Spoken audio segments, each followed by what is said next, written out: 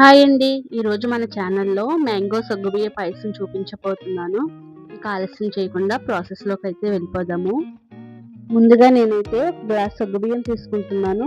వీటిని ఒక గిన్నెలో వేసుకొని శుభ్రంగా ఒకసారి వాష్ చేసుకున్న తర్వాత కొన్ని వాటర్ వేసుకొని మూత పెట్టి ఒక గంట పాటు నానబెట్టుకుందాం. గంట నానిన తర్వాత సగ్గుబియ్యం అయితే ఇలా ఉన్నాయండి. ఇప్పుడైతే స్టవ్ వెలిగించుకొని ఒక గిన్నె పెట్టుకొని దానిలో పాలైతే పోసుకోవాలి. ఇలా పాలు మరుగుతున్న టైంలో మనం నానబెట్టుకున్న సగ్గుబియ్యాన్ని అయితే ఆ పాలల్లో వేసేసుకుందాం.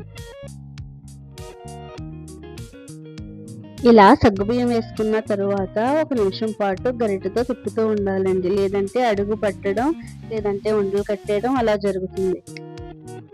ఇదిగోండి పాయసం అయితే ఉడికిపోయింది. ఇప్పుడైతే స్టవ్ ఆఫ్ చేసేసుకుని కాసేపు గరిటెతో తిప్పిన తర్వాత మనం తురుముకున్న బెల్లాన్ని అయితే వేసేసుకుందాము. స్టవ్ కట్టిన తర్వాత బెల్లం వేసుకోవాలండి. లేదంటే పాలు అనేవి ఇరిగిపోతాయి.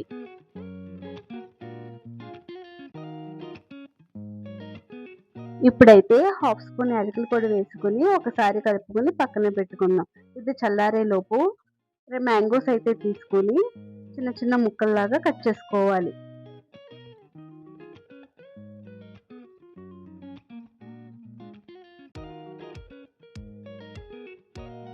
ఇలా కట్ చేసుకున్న ముక్కల్ని 2 భాగాలు చేసుకుని ఒక భాగాన్ని అయితే మెత్తగా పేస్ట్ లాగా చేసుకోవాలి.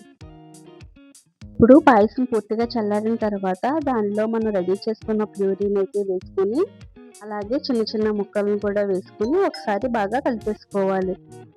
ఇప్పుడు వేయించి పెట్టుకున్న డ్రై ఫ్రూట్స్ వేసుకొని ఒకసారి కలిపేసుకుని 2 గంటల పాటు ఫ్రిడ్జ్లో అయితే పెట్టేసుకుందాము.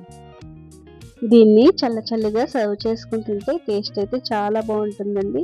ఒకసారి మీరు కూడా ట్రై చేసి ఎలా ఉందో కామెంట్ చేయండి.